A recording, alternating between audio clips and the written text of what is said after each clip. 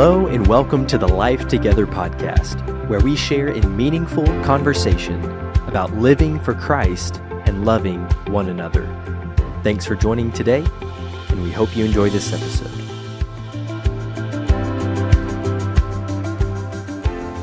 Well, hey everyone, I'm here today with Matt Stephenson. Matt is one of our deacons here at Lost River, and Matt has, along with Emily, your wife, has really welcomed me in from the start. Y'all were very active and involved with kind of the college young adult age when I first got here, as y'all still are. And so I feel like I met your family right away. And from that moment, I have just been so encouraged by y'all, so built up.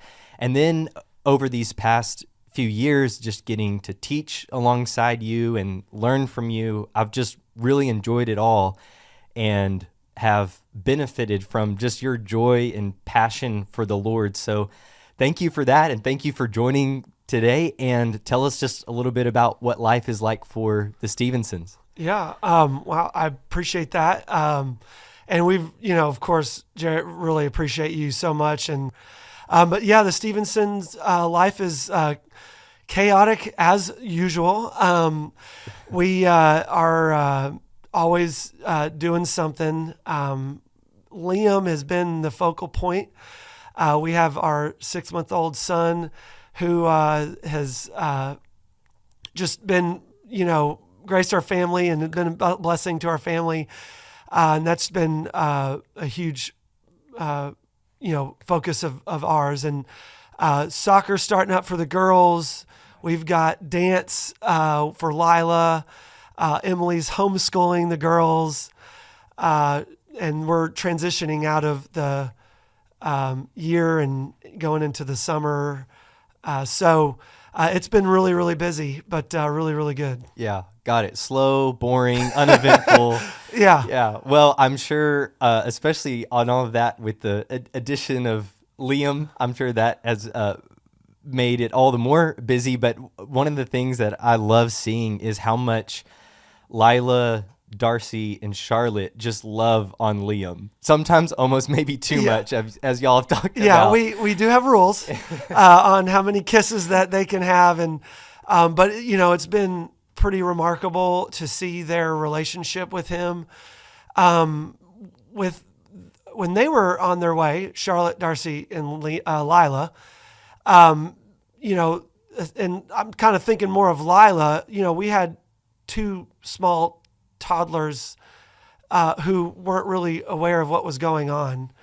So with Liam being 4 years younger than Lila and 6 years younger than Darcy and 8 younger than Charlotte, we've really got to experience him coming into our lives a little differently. And it's been really, really fun to see the girls with him. It's been wonderful how they help with us. Their maternal instincts, and just how much they love him. We've not really had any jealousy issues or anything. Quite the opposite, like you were pointing out. So it's been really, really great. That's great. Yeah. It seems like Liam will never grow up questioning how loved he is. No, he has 4 moms at the house at the moment. Yeah. And He's got plenty of entertainment, I'll tell you. Yeah. Well, that's great. Yeah. Now, you and Emily, how long have y'all been at Lost River? Yeah, we were just talking about that. I came here in August of 2006, so that would be we're going on 18 years, I guess. Okay. And she would be about 16 years. Okay. Yeah, we met here, so. Okay, so 16, 18 years. And there was a period of time somewhere along there, you can help fill in the timeline for me, where at some point in your career, there was a possible transition to move somewhere else. Is that right? Yeah.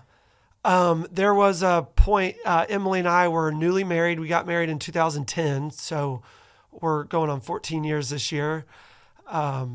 So it's been awesome. And there was a period of time early in our marriage that we wanted to kind of start exploring outside of Bowling Green. I think We hadn't really built up a friend group really early on, and we were just kind of, I think both of us in our minds, even before we met, we were thinking of like this was always a stepping stone to whatever was going to be next as far as Bowling Green goes. And I think there was an opportunity for a job in Tampa, Florida that I actually was offered. And I told Emily in discussion, in prayer, that I was going to take the job. And then when it was offered to me, there was just a moment that came over me. I said, I can't do it. And so I went home and I told her, and she was like, okay.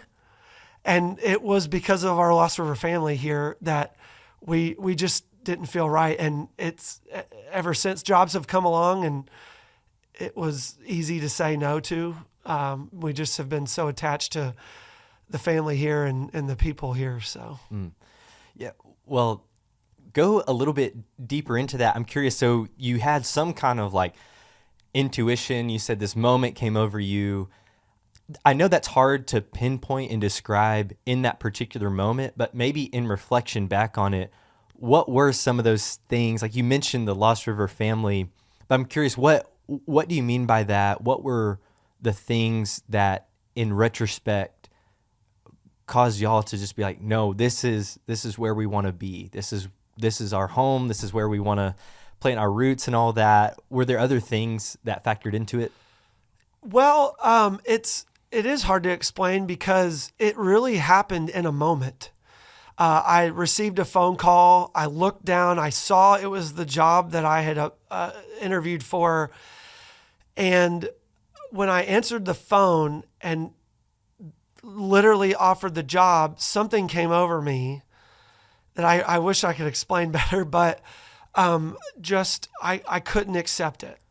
And I felt it like a rush of things coming through of like, in my mind of like what I'd be giving up if I was to go, and bring, my new family, Emily and I, over somewhere else.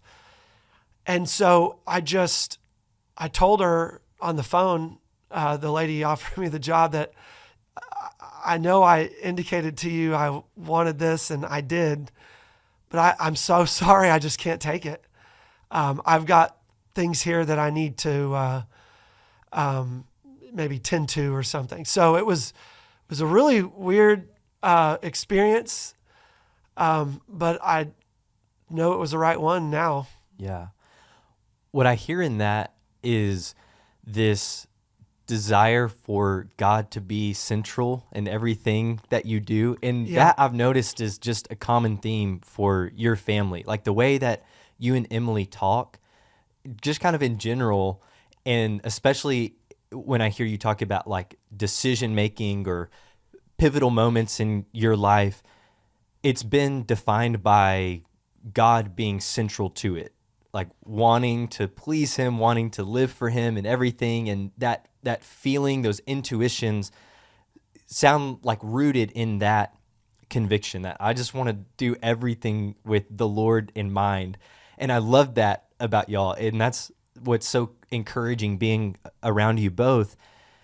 But I know for you, just in conversations we've had in the past, that it hasn't always been that way for you, that God hasn't always played that central role, that he's been kind of peripheral or maybe, at least from your perspective, kind of out of frame, out of the picture. And I don't want to put words in your mouth. I want you to, tell your own story, but walk us back through just kind of your growing up years into where you are now here at Lost River, and maybe even some of the most recent updates in terms of your life and family. Yeah. So I'll go ahead and start all the way back in my life when I was born. Good starting place. Yeah, it was from the very beginning of Matt Stephenson. I'm adopted, so a lot of people know that, but not everyone probably. And it was a prearranged adoption. My mom and dad, they got married, couldn't have kids, and so they adopted me, and so that's going to be important later, because that's kind of some of the newly updated things. But really loving family. Had a lot of was blessed to have two parents that really cared for me, and we I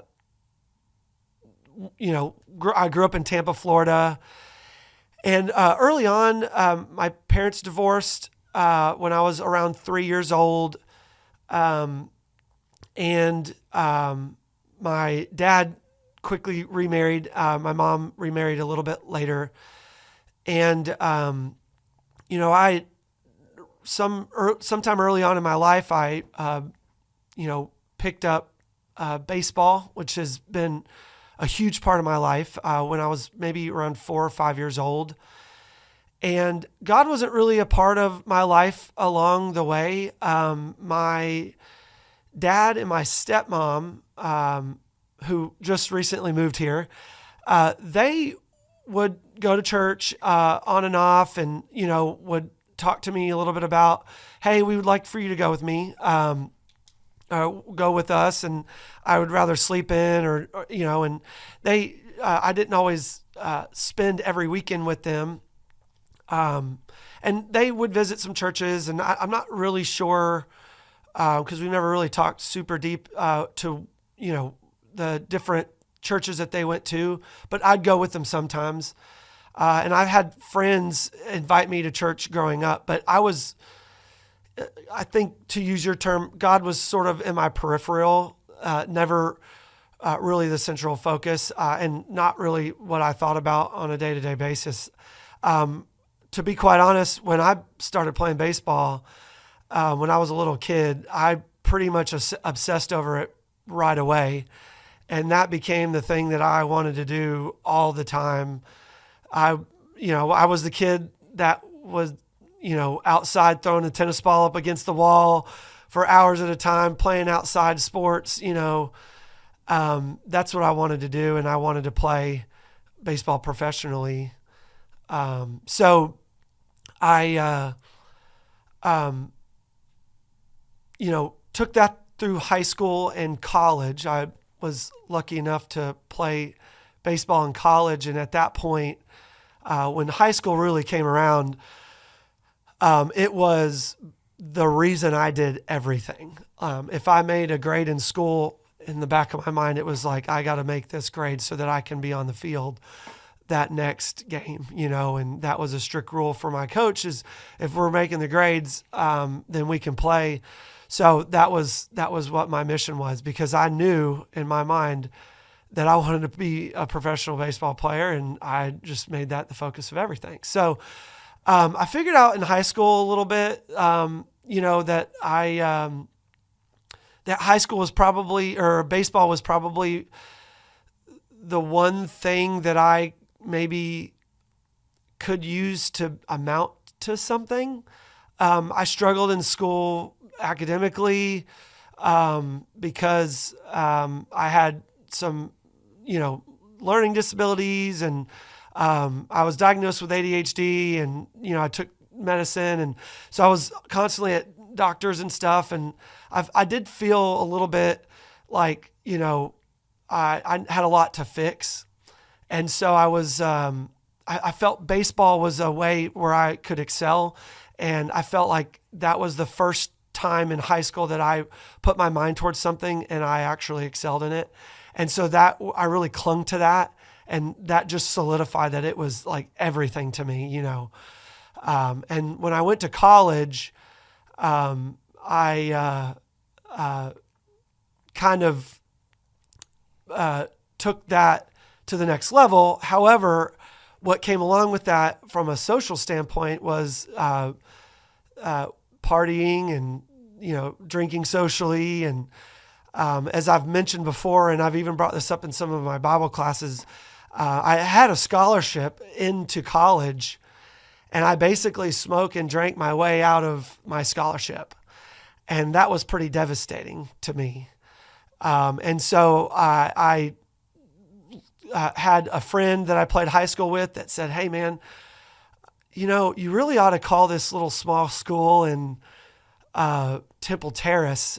He was playing there at the time, and he said, "Man, I bet you I can get you a tryout." Mm-hmm.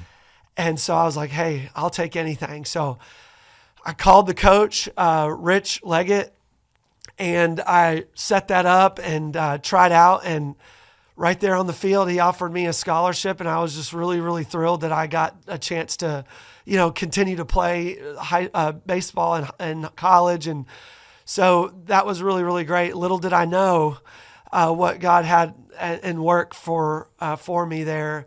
And so my sophomore year, I started at Florida College. At the time, what I would have said is I started playing baseball at Florida College. But really, God was working on me, and I didn't even see it, which was kind of crazy. Yeah, yeah. I want to jump in there, and you described the moment when that scholarship was lost as devastating. What was it about that? Obviously losing a scholarship, that's a big deal.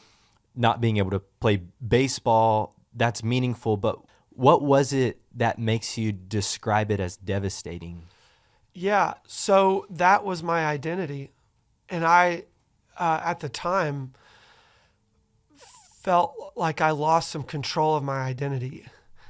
And so I kind of went into a little bit of a panic mode. Like, is my life going to become if I don't have this? This, most important piece of my life, that one thing that I can do right is, when I saw that I lost grip of that a little bit, I was devastated. I've heard you describe it before as almost like an idol. Yeah. Talk about that. Some people might say, "Oh, that's too far. Like, how can baseball be an idol?" But how would you explain that to somebody who said, "Well, that might be too far"? Yeah, and I look back now and I would say it was an idol. It was 100% my idol, my number one idol. I wouldn't have thought about it that way then, but the reason for that is because it was the gateway to so many things for me. I was worth something through baseball, where I just didn't feel like I was worth things maybe in the academic world or other places. So I elevated the sport so high in my life as an idol because of what it provided for me in my life to that point. And definitely probably selfishly, but I didn't see it that way. I looked at it as, above all else. Yeah, that makes sense. So, your identity and worth is wrapped up in this, and of course, it's something that you excelled in, and so that's just natural for us as humans to, attach worth and meaning and significance to what it is that we excel at. But then when that's taken out from under you and that's taken away, or maybe even worse, when you kind of like forfeit that yourself, when it's your own doing, like that makes sense that that's so heavy and weighty and devastating. So you move on from that. The friend contacts you, "Hey, you should think about this school FC." You get the tryout, you get the position, you start at FC, and you seem to suggest that that's kind of when things began to shift. Yeah. So let's pick back up there, and what happened once you got to FC? Yeah, so I've always been social and very outgoing, and that was obviously one of the things that was my downfall previously in the college before. But I cling to the social aspect of college when I went to FC, and everyone was really friendly there. I knew I was going into a Christian school, and I was, I'll use the term warned kind of from some of the players that, hey, this is like really conservative and, everybody's really friendly here. But, I was kind of, I guess, maybe the term conservative potentially was used and not necessarily negative. I don't want it to, I said warned, but just, there was my lifestyle before and what I was bringing into it. And so it was like, hey, you may want to tone some of that down kind of, idea there. But but I always thought really low of myself. And so I honestly walked onto campus kind of feeling like I was a little bit staining the ground that I was walking on, because I felt like, oh man, everybody here is so good and I'm just so not. So I felt like baseball, that was there. Here's my idol coming to save me. If I was really, really good, if I did really, really good, and maybe I'd be worth something. It was just a really great experience. I was very welcomed in, built friendships through, of course, the baseball team. The team was pretty split. Some people weren't Christians, and some people were on the team. But everyone was extremely friendly, and I really connected with Coach Leggett on the team. We would travel to games, and I would sit up front with him, and I would listen to his conversion story. And it just was really impactful to me. That was probably the first major, spiritual and probably spiritual influence that I really just kind of I paid attention to, I guess you should say. I had some along the way in my life, but I just was never really interested. Yeah. But to hear his story and him talking about that on these long baseball trips really made a difference to me. And then that coupled with being invited to church all the time with people I was rooming with and interacted with in class. I was very social, and when Wednesday nights would roll around or Sunday mornings and I'd get up and there was nobody on campus, it gets really boring. And I was like, really wanting to do something. And so between those two things, I finally was, said yes to an invitation to go to church with somebody on the baseball team. And I think my first church service was at Valrico in Florida, and I heard Marty Pickup preach. And I wish I could remember the topic, but I do remember what it made me feel like. And his energy and enthusiasm for God's word, I remember walking away just being like, oh, wow. What was that about?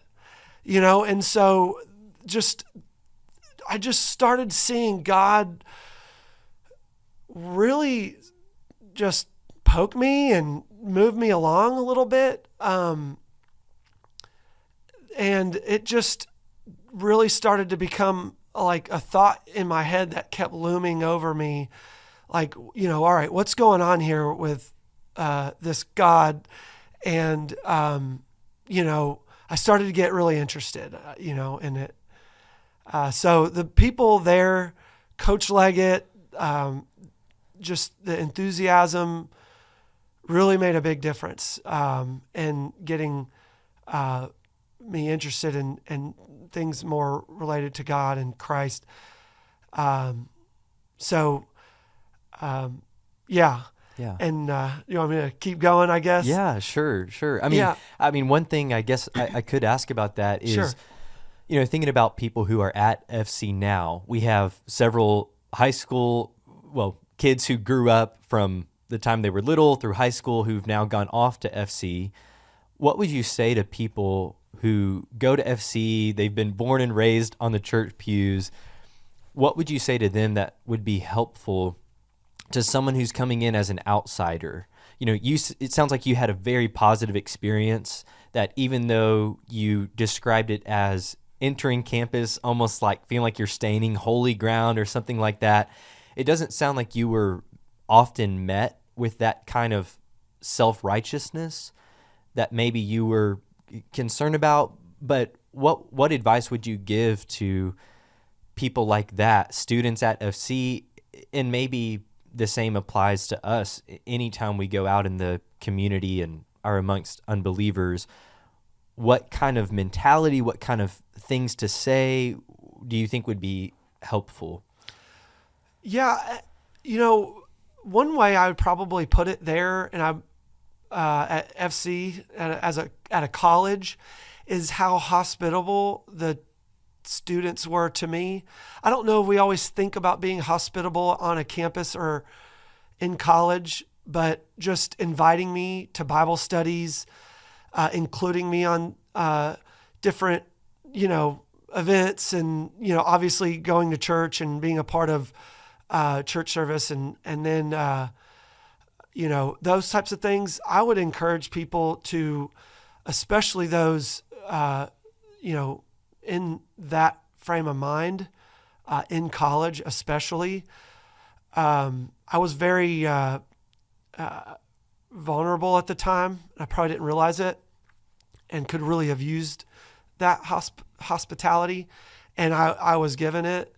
And so that was very influential in, me learning and being first exposed to this God of the Bible. Yeah. And so that I would encourage is to include and involve and keep inviting. Most people, especially in college, but it doesn't even have to stop there. We never know what state of life or mindset or vulnerability that somebody is in, and just always including somebody that's new to a group or community would be my commission there. Yeah, that's interesting. You used several times the word hospitality. Yeah. It sounds like that's what really made the difference, being received and welcomed, but not just welcomed, like brought in and included and made to like really feel a part and like you belong. And I'm curious, at what point within all of that kind of hospitality and getting to know people did that feeling of staining holy ground start to kind of go away? Like that's such an interesting expression to use. At what point did that start to go away, or did you continue to feel that throughout your time there? What was that like? Yeah. Part of the reason I worded it that way was more of a reflection of how I thought of myself than what I thought of what I was walking into with, the students at Florida College.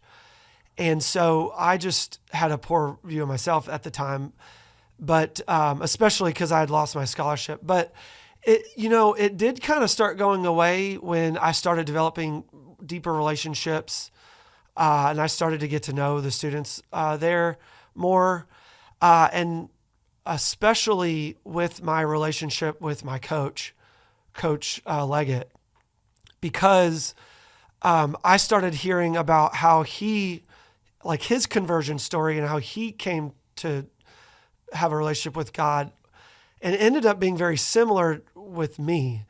And he just ended up being the person to me that was to him. That's so cool. Which was really neat. And so it was several things along the way, but it was definitely through relationships. Yeah. The more I got to know everyone, I realized, people make mistakes, and I think I realized I didn't understand, what sin was or how sin worked, and I didn't understand what that was in relation to God. So, I was, brand new to all of that, and so I had my own concept of all of that, and bringing in, coming into Florida College. Yeah. That's interesting how, so a lot of that feeling was brought on through just your own introspection and sense of self and just not feeling worthy. And what I hear in that is like Christ-centered hospitality slowly began to wear that feeling away. And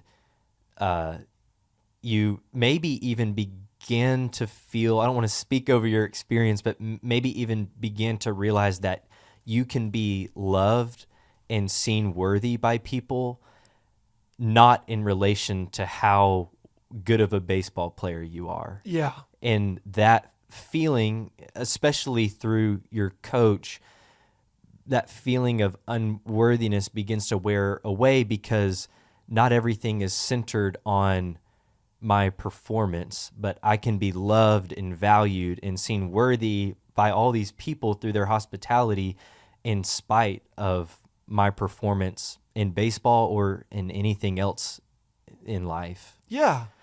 Yeah, things began to happen where I was, people were interested in getting to know me more. I mean, I had friendship groups growing up in high school and all that we were really close. And I still am friends with some of those guys and today. So it wasn't that I didn't have any friends. Mm-hmm. And, but I remember thinking, they're interested in getting to know me, like, and they don't even, in spite of some of my failures and that kind of thing. I was curious about that, and I was curious about why and where that was coming from. That definitely made a big difference. Gotcha. So you visited Valrico for the first time, heard Marty pick up, you heard his passion, his energy, something about the way he preached really impacted you. But you weren't, you didn't become a Christian right away. Right. Where did that come in on the timeline? Yeah. So I kind of transitioned. Valrico was a little further away. And so I transitioned to attending Temple Terrace Church of Christ, where Don Truex preached. And I knew a lot of some of the guys on the team would go there too. And so I started going there and was listening and, go to some of the Bible classes and coupling that with some of the Bible classes that I was in for my college courses as well. And, just started to get more interested in who God was. What really kind of got me was some of the evidences. So it started becoming more real to me that God was the creator of everything, and really wanted to learn more about that. And, what that meant to me in my life at that point as a college kid, being on his own, vulnerable, learning responsibility. This was the first, as a sophomore, the first time I lived on my own. I lived with my parents in my freshman year. So I was really like in a vulnerable state at that point. And then something happened. My grandfather passed away while I was at Florida College, who was at that time probably the closest person that I lost, and which is my mom's dad. And I always had huge respect for him. He was a Marine. He was in Pearl Harbor. And I had a good relationship with him. And I was pretty sad about that and upset. And, I'll go to his funeral and all these things are circling this, who this God is circling around in my head. I'm just, all these things I've been pondering. And then I'm attending a funeral for my grandfather. And so life starts to become a little bit more fragile to me at that moment. And while I was at his funeral, my cousin, who was about a year younger than me, starts opening up to me about his life. And I was still partying. I was still going and drinking. I was still living that lifestyle, but I was like now kind of doing that on Saturday night, coming into church on Sunday. And so we're at this funeral talking to my cousin, and he just starts telling me what lifestyle he's been living and how deep into drugs he was getting, and he just doesn't know how to get out of it. And I remember feeling like, oh man, I'm not equipped to deal with this, and I don't know what to say to him. And so we talked about it. He kind of opened up, and it was really the first time I really had a deep conversation with him, other than just our casual cousin relationship.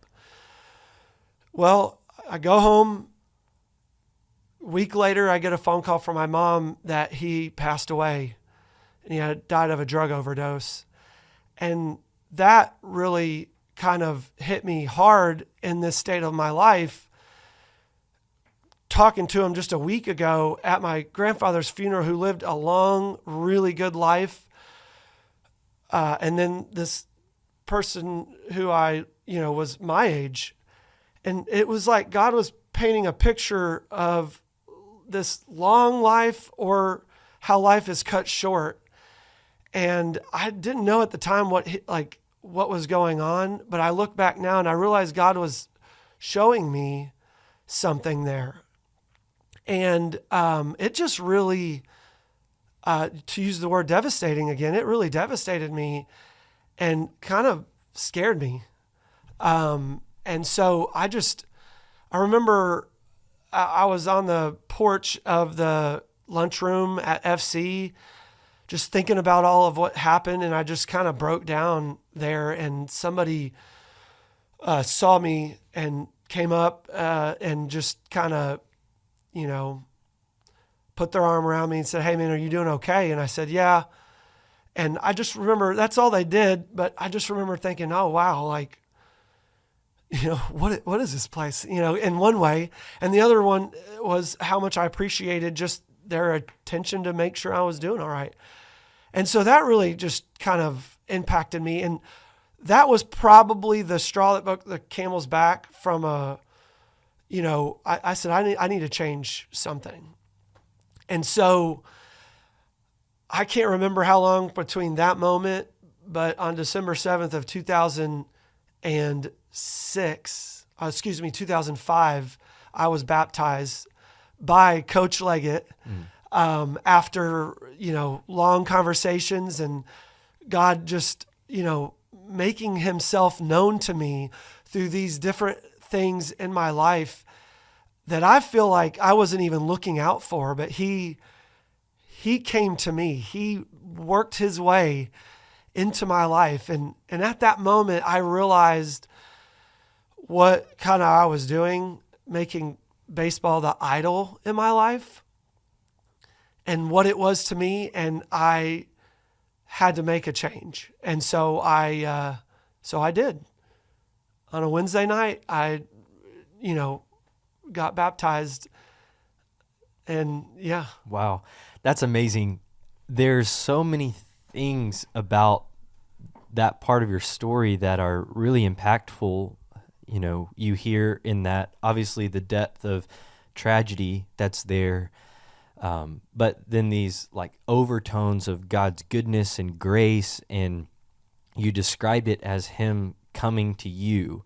We often talk about coming forward, in terms of an invitation, come forward as we stand and sing, but you're describing, well, yeah, you walked forward that Wednesday night or somehow made that known that you wanted to be baptized, but it was really, what was going on the whole time was God was coming toward you.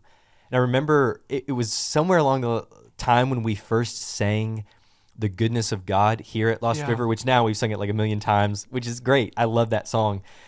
But it was somewhere around that time that we had a conversation, and you said that song feels like it describes my experience, my story, where it's the goodness of God, where the chorus says your goodness, or the refrain is your goodness is running after me. Yeah. And just as the song says, with my life laid down, I surrender now, I give you everything, your goodness is running after me.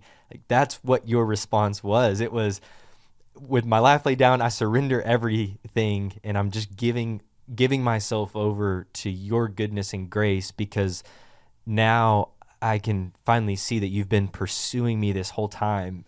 And that's amazing. Yeah. Yeah. That song is really one of my favorites, and it does describe a lot of how I felt, that the God of all creation pursued me. And I think, like you said, sometimes we talk about going down or coming forward. And, I've heard of stories where people are searching for God, but I really felt like he was searching for me. And I just, while I was searching for myself in a lot of ways, and it was just, the honor I felt, and I actually, honor was something that I probably wouldn't have described as honor then, but I look back and how honored do I feel that he pursued me like that. And just so grateful that he did. But yes, it was, I felt like he came after me, at a time in my life where I was the most vulnerable. He came after me and, whisked me away. Wow. To be honest. Yeah. Yeah. It's interesting how you put it. God was searching for me while I was searching for myself. That's such an interesting way of putting it. And it sounds like you ultimately found yourself in him. You know, a lot of times I think people have hesitations about Christianity, or maybe even Christians feel like in God, by coming to God, they lose their sense of self, or they lose their sense of identity. And maybe that's true in one sense, but I just think that's fascinating to put it that way. God searching for me while I was searching for myself, and therein finding who we really are in him. So all along the way, you see God, and especially it sounds like now in retrospect, even more so, you see God kind of working behind the scenes this whole time. And so you make that decision, you're baptized into Christ, and then what happened after that? Yeah. So I was still playing ball, and so that part of my life was still, I was still involved in baseball. And at that point, there was a tug of war probably going on a little bit. I wanted to have both things in my life. I moved up here to Bowling Green, and I walked on at Western, and on the baseball team. And so no longer was I in an environment, a Christian environment, that was Christ-centered and playing baseball. I was back to where I was from an environment standpoint, like in high school and my freshman year in college. And so I kind of fell back into the social party scene, and had a pretty big setback there. Real irresponsible, and drinking too much, and that kind of thing. And so I realized at that time in my life, I've got to make a decision. I can't serve these two idols. I can't serve these two gods in my life. And so I had to hang up baseball. And I remember doing that, walking into about 8 months into the season, the time I was there, going to the coach and saying that I quit. Something that I never thought I would have to do. I thought I would be dragged out of baseball kicking and screaming. But I had realized it was getting in the way of my relationship with God. And so I had to quit. I had to do it. Wow. So I think that's helpful for like all of us to hear. The journey in Christ is not just a straight up and to the right linear progression, but there's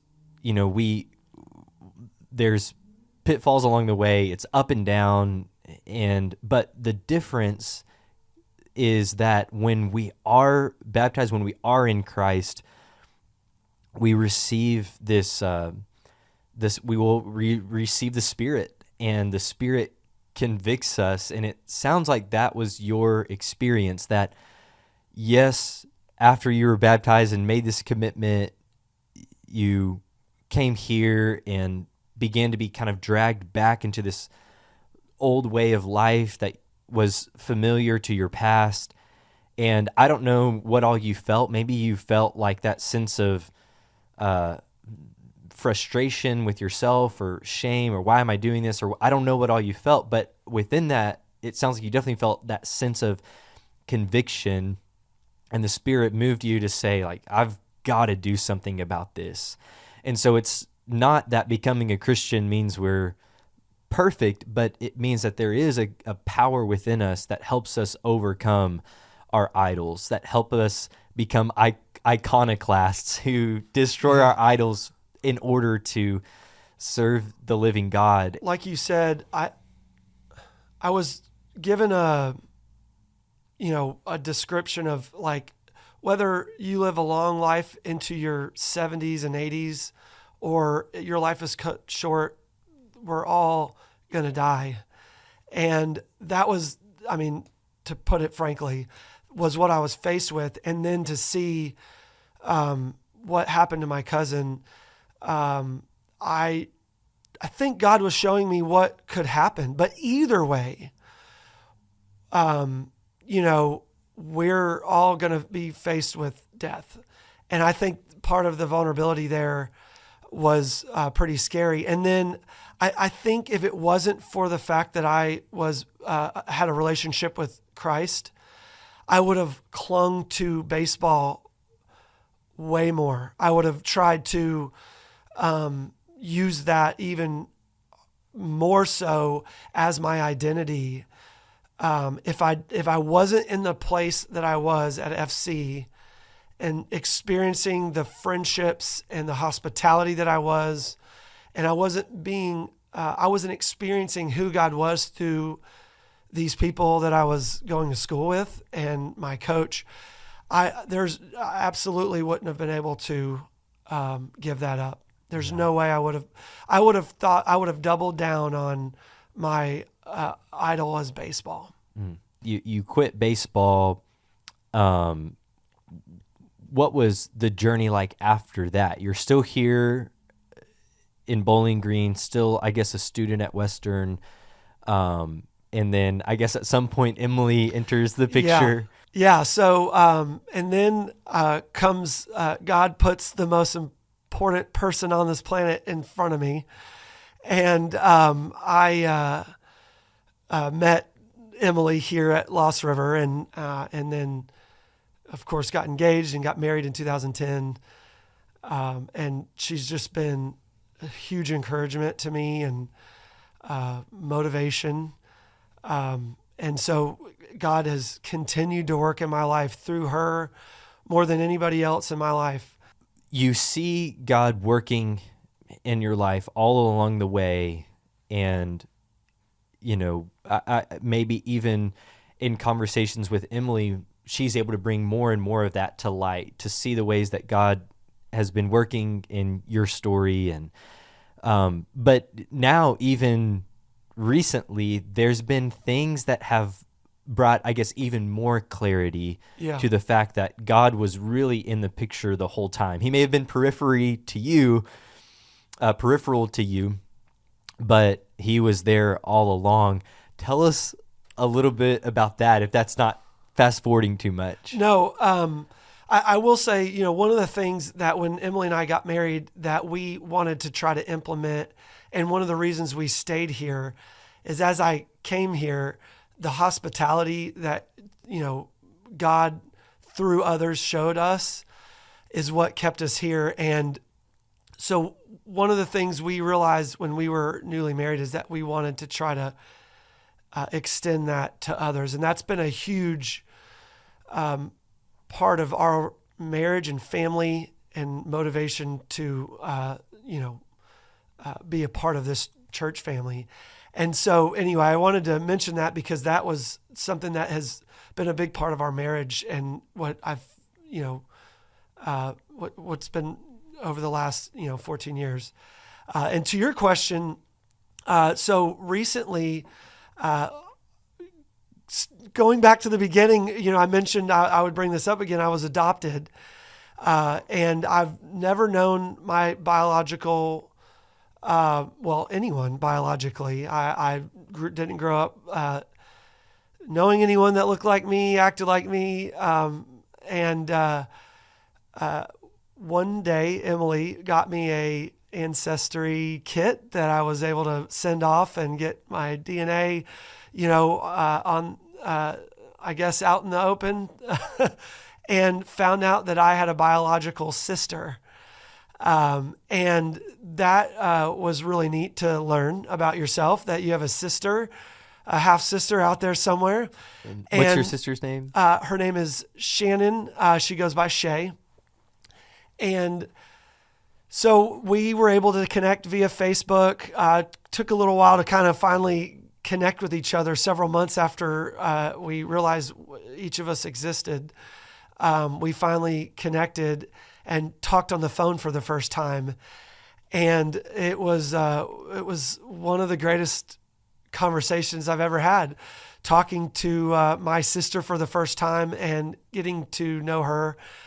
We got to meet a short time after that and realized that we have quite a bit in common with one another. Her maiden name is Shannon Stevens. She was born in St. Petersburg, or the Madeira Beach area, where I was born in Tampa, which that probably seems likely or makes sense.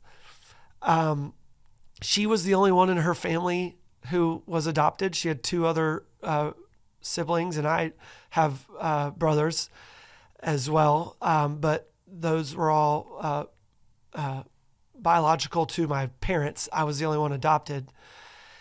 And she was a Christian, and that was quite remarkable. And here I had this journey to becoming a Christian in my life, and wasn't always, and she wasn't always, but became a Christian later in life. Similar story as far as the growing up, kind of went to church but didn't really go sometimes, and very similar journey to me in that regards, and has a really strong relationship. And so when we met, I got to bring her to my Lost River family, and we got to go to church together. And I just remember singing songs and looking over and just thinking, I'd never even thought this day would come, that my sister, somebody that I'm, blood related to, I'm worshiping with. And how remarkable is that? So that was pretty great. That was pretty cool. And to just the ties, she has two daughters, and at the time I had three daughters. So that was very similar and really neat. And we just felt a connection right away.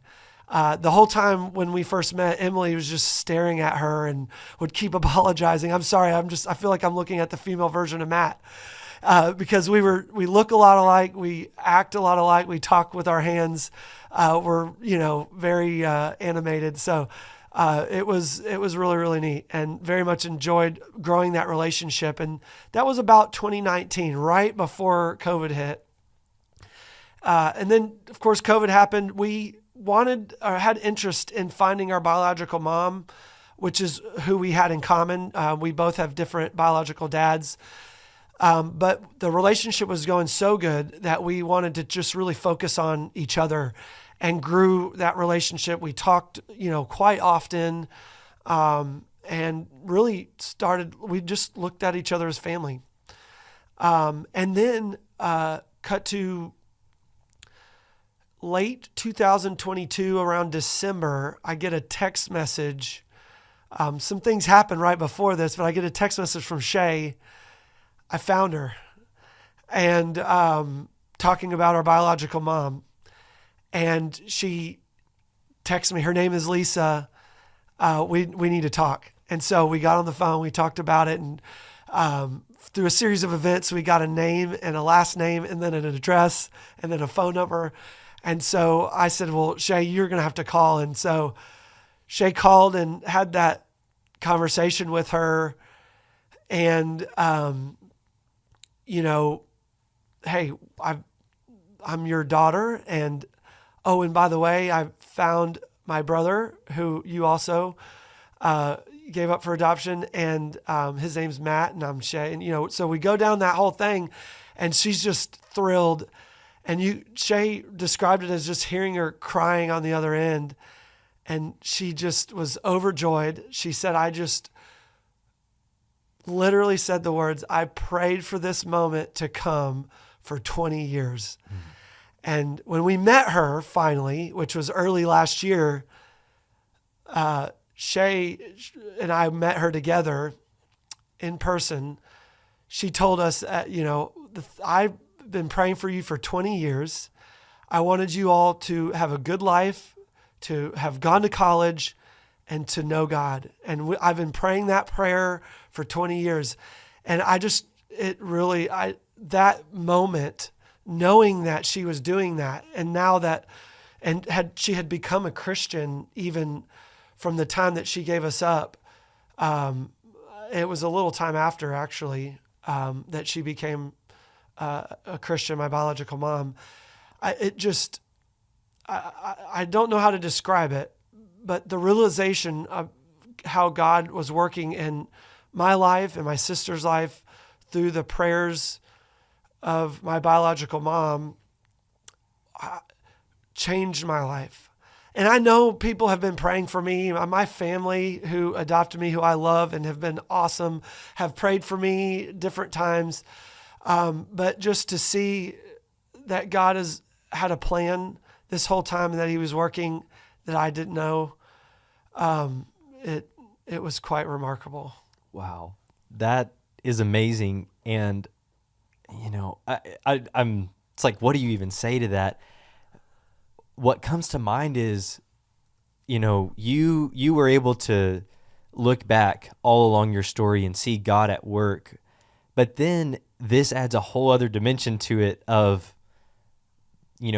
far out of frame in a way that you could never have known, is your biological mom constantly praying for you. And what were the three things that she was praying for? It was, she wanted me and Shay to have been a college graduate. She was saying she wanted us to have a good education. Mm-hmm. She wanted us to be okay. And really, to expound on that, she wanted our families to have raised us in a loving family and to be in a loving family, which was true. And she wanted us to have a relationship with God. Wow. And so, and God answered all three prayers for her.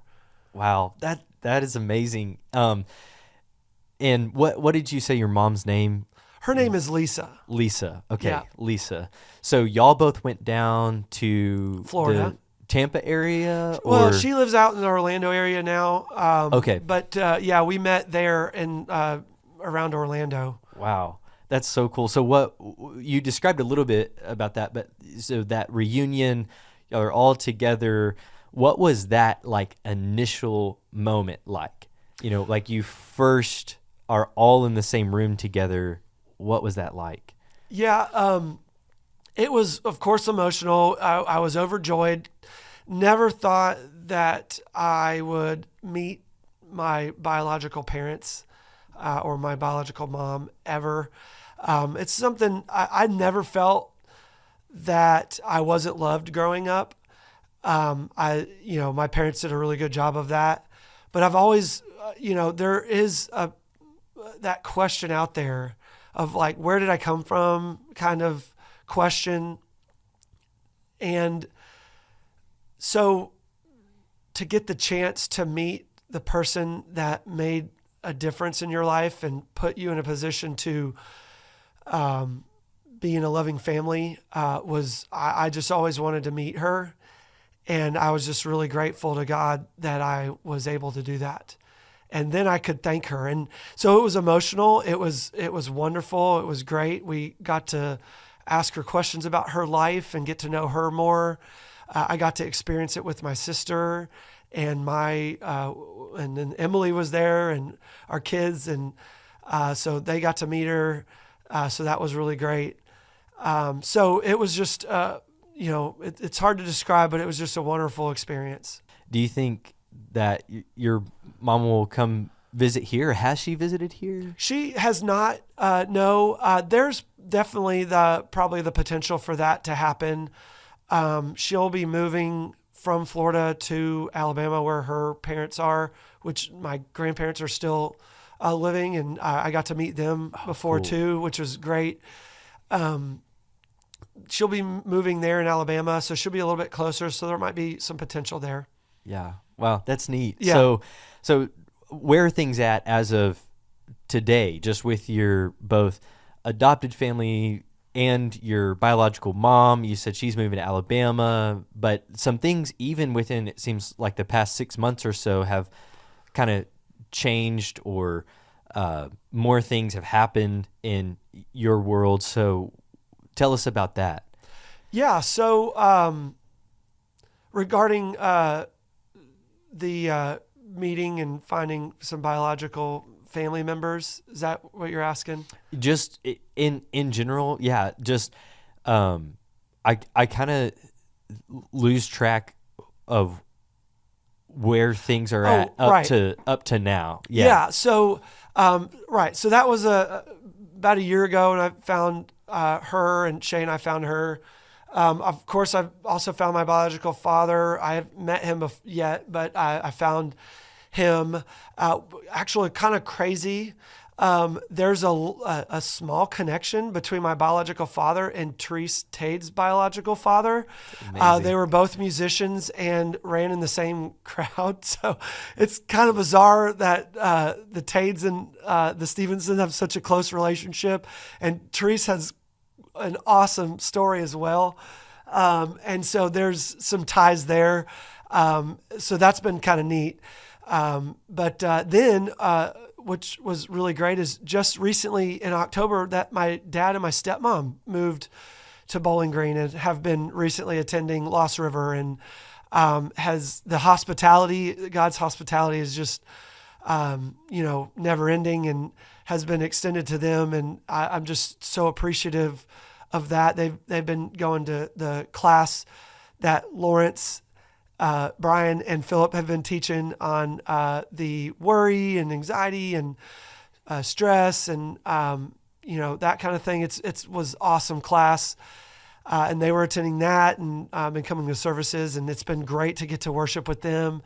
Until other than visits, I had not really worshiped on a regular basis with them, and so that's been awesome. And so, again, thank God for that, and for them to come up here. And, my dad has experienced some health issues, but seems to be on the uptick now, and very grateful for that.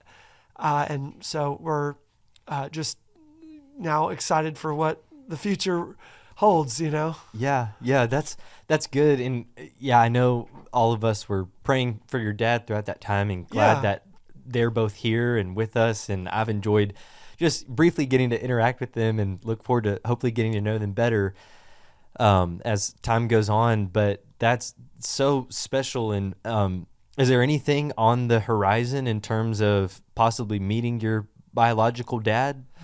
Yeah, there definitely is. I've talked to him a few times on the phone, and the potential would be maybe later this year to make a trip down for a few days and be able to meet him. So we're just kind of in the coordination stage right now. Gotcha.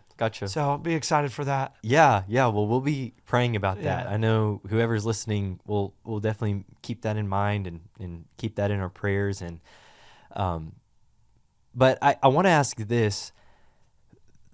As you reflect back on all of that, so big overarching question here. Yeah.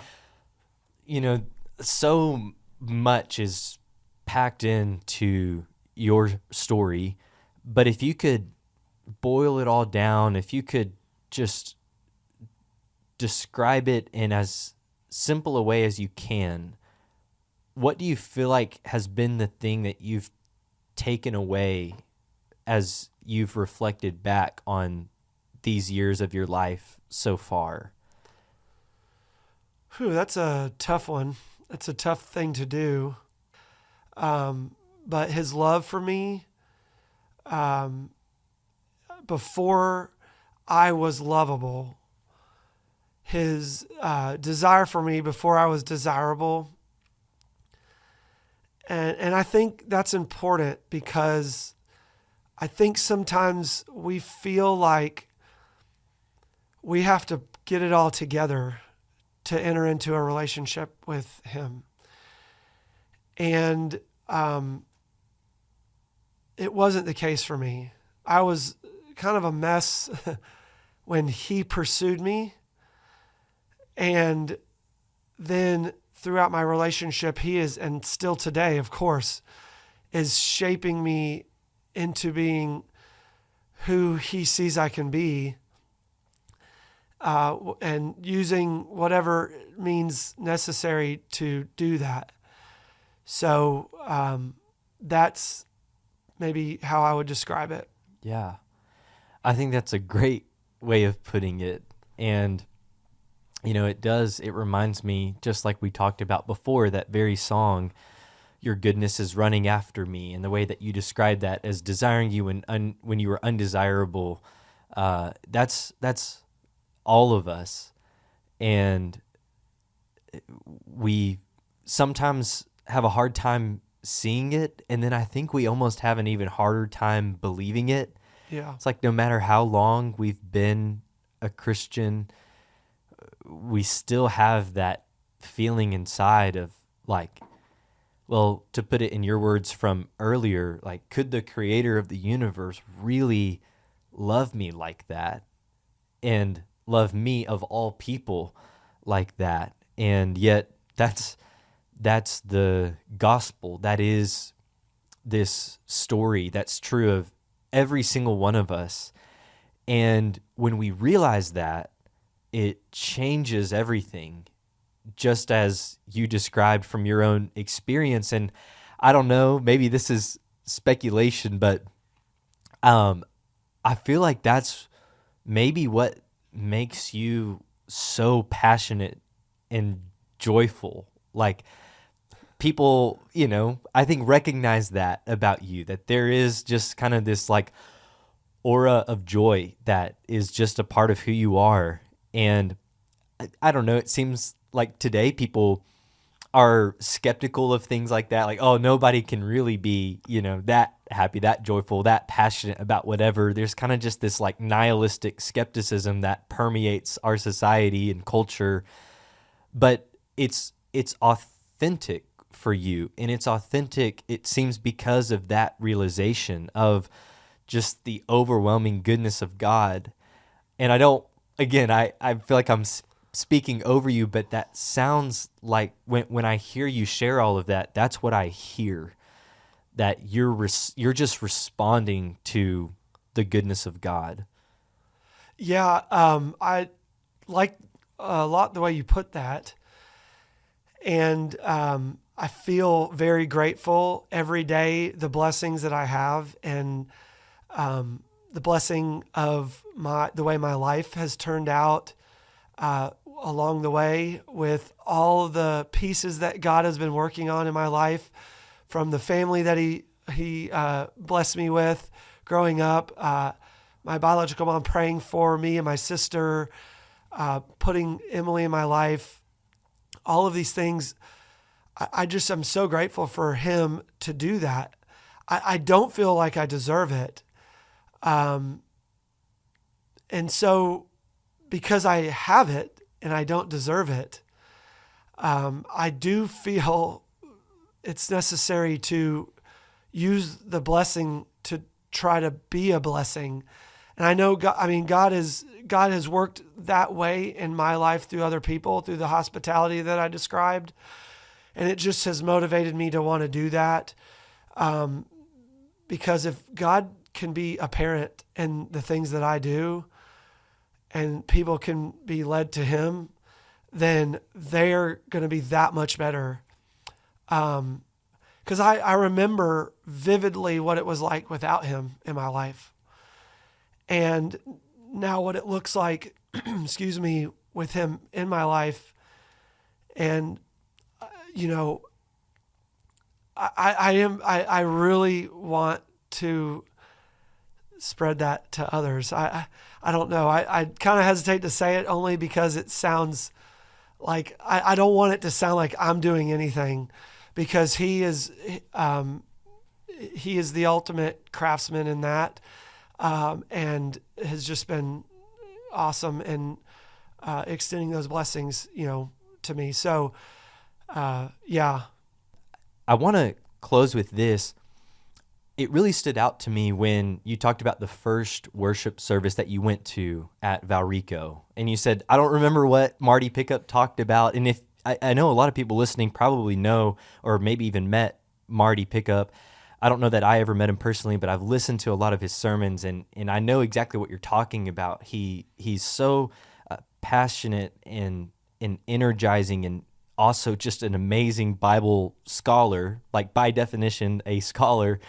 But it's interesting to hear that while you don't remember what he said, you remember how he made you feel, and you experienced something unique, something profound from that moment, from his presence and from the message that he shared through God speaking through him.